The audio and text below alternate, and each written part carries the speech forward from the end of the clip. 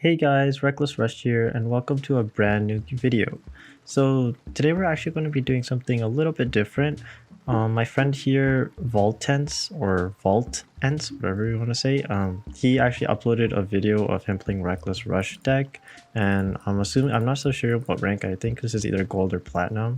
Hopefully not silver, but we'll see. Gold or platinum because they dropped the rank from last season, and yeah, they just played a game and then they recorded it and then they uploaded it, and then pretty much it's just they gave me permission to view the video and then see, like, give my insight on what happened and what could have been done better, what could have been done, what was done not that great. So I actually didn't watch the video yet, so I'm not so sure what to expect, and we're going to be watching it together.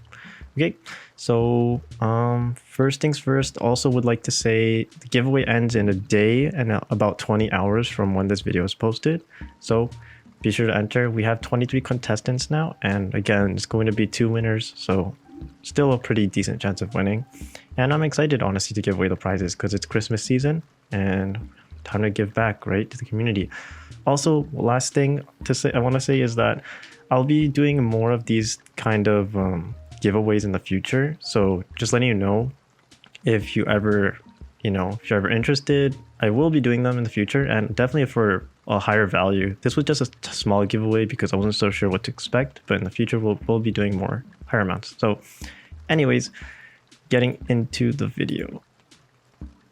Okay, my apologies. I didn't realize that when you're using screen recorder, I'm using the built-in Windows screen recorder system, and when I clicked onto the video to view full screen, it actually cut the video. But anyways, this is just a continuation. So let's see. I'm not entirely sure of what to make out of the deck. I'm assuming this looks like the Snow Masons variation, not the Snow Servers variation. So I'm not going to assume the personal servers in the deck. 4 mana, also against Shadowfen. So let's see what happens. A 13 base health as well, so he should have the advantage here, I'd say. Okay, honestly here, what I would do, if you've been watching my videos, you know that I actually do like Snow Masons starts, specifically on empty boards like this, because you have so much pressure. You end up starting with like you gain a bit of front line. They have to like do something to clear that, and it's really hard to do that turn 1 or like early turns. I mean, the downside would be an execution because that actually does delay you 1 turn, but other than outside of that, Snow Masons turn 1's pretty good. I wouldn't actually cycle Potion here. I'd play Snow Masons and then I'd cycle Militia, because again, Militia is not a card you typically want to be playing. 5 mana is coming up, so you actually want to save Potion for, potential Doppel Potion or Gifted Potion. Those kind of plays are a lot better than a Militia. On mana 5, you're not looking to... On odd mana turns, you are looking to play 1 odd mana card. So the only time where Militia would fit in a 5 mana turn would be 2 manas. But again, looking at the hand, it's not looking like you're kind of betting on something special here. But Potion would have been a lot safer. Okay, Snow Masons, perfect tile as well. I would have played it first and cycled. Well, if you're cycling Potion, then I guess that kind of makes sense to cycle Potion first, because Potion is better than Snow Masons, in my opinion, at least. It has more versatility. Like you have more opportunities to use it. That's why Snow Masons is more of just a substitute for Devastators and just extra pressure. Okay, so yeah, this was what I was mentioning. The execution does slow you down. Actually, now you're 1 turn behind, and the board pretty much hasn't moved at all. The Forgotten Soul cycle instant, that's perfect. Yeah, Saber Pause over Restless, just because you don't get the downside. I wouldn't play Militia yet. I would use Doppel first. But if you pay attention to order, right here, let's go back a bit. Right here, when you play Summon Militia, they have 3, 6, 9, 11 tiles available for Summon Militia. And at most, they're going to land... This is the front line tile, right?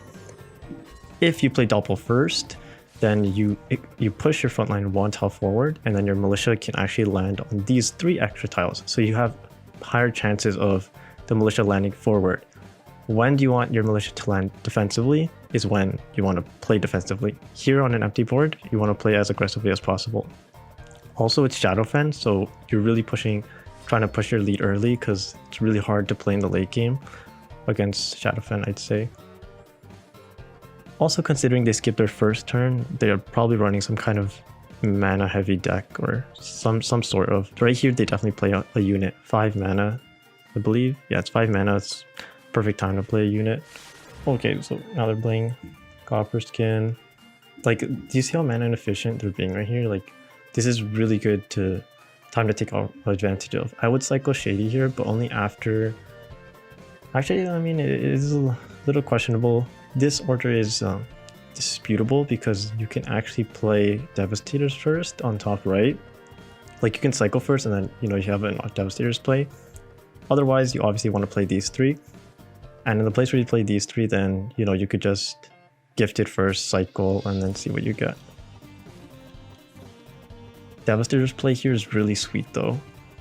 I would not cycle this. It doesn't make sense to cycle that unless you know you're drawing this, because then you end up wasting 1 mana. And here you could get 3 units down instead of 2. So, I mean, the Devastator draw did come by, so that's perfect. Top right. Now right here you can decide, do you want to gift it to clear, or do you want to just Lawless for more frontline? If you pay attention to the board, this unit here, the Summon Militia, is going to move forward, which means your top right will be blocked for next turn. It makes a lot more sense to play Lawless top right. Then you apply extra pressure on this whole column. I don't think they do it though. Do they catch it? Top right Lawless. Oh, they did catch it. Okay, sweet. Top right Lawless. That is the play actually. Yeah, and the left here, like, this doesn't really do much. I mean, the only thing, like, you can see this board, it's really, really sweet because they have to attack into the Saber Paws, which is already going to die next turn. And then they would have to attack into the 1 strength unit, which is already going to die next turn. And here you can see the True Shot Post doesn't do anything for them. This is free, I think, 7 damage. Yeah, 7 damage, free, and now they're put down a building. So you have a couple options here. You know that it's going to shoot the most forward unit. So it either shoot this, or if you play something here, shoot that. You can actually play, let's see. With this hand, there is actually a way to, there's a little gamble here. You could actually play green prototypes to clear, Shady Gold top left, and then buff something. And make sure that it stays out of True Shot Post range, and then if True Shot Post 1 out of 3 hits it, then the unit lives and you end up base lucking. That's also play. I would do that play actually. So yeah, that makes sense. And then buff. Who do you want to buff? You want to make sure that it's out of the True Shot Post range. In this case, the levels are so strong that no matter what you buff, it will stay out of range. I would actually buff the stronger unit, because then if it shoots the strongest unit, you don't lose out as much. Like, you can do the math. If you buff this unit here, it's 8, and I think it loses 5, so that'd be 3. But if you buff this unit, it's 10. If it loses 5, you end up gaining 2 effective strength by buffing the strongest unit on this board. Yep. And if this is like unlucky, oh, they just surrendered. Yes. Okay, so this game was actually pretty, I'd say it's really advantageous for Vault here. I was going in expecting to see more harder matchup here, but you know, anyways, I guess that's the end of the video. If you guys want me to actually see and give insights on your kind of RR deck plays, just upload it to YouTube and then just send me a link and I'll actually watch it, and I'll even upload it to my channel, giving you like my tips and tricks on what you could have done better. So there's not much actually to take away from here. I guess the one thing was cycling. Cycling was a big deal, I'd say. And outside of that, for the most part, okay, in the beginning, if I'm being completely honest, I remember seeing Vault play in the past, and there was quite a few misplays. Like, the deck is hard to grasp. Once you understand the concept behind order and all the other things like prioritization, the deck becomes a lot easier to manage. It's a lot more manageable. So here you can see, like, there was very minimal misplays outside of cycling.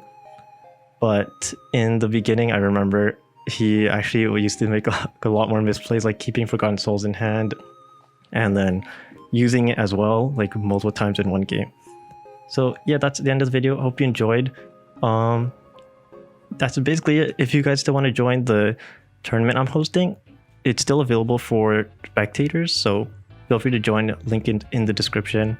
Have a good day. Tomorrow I'll be posting somewhere as well. So bye.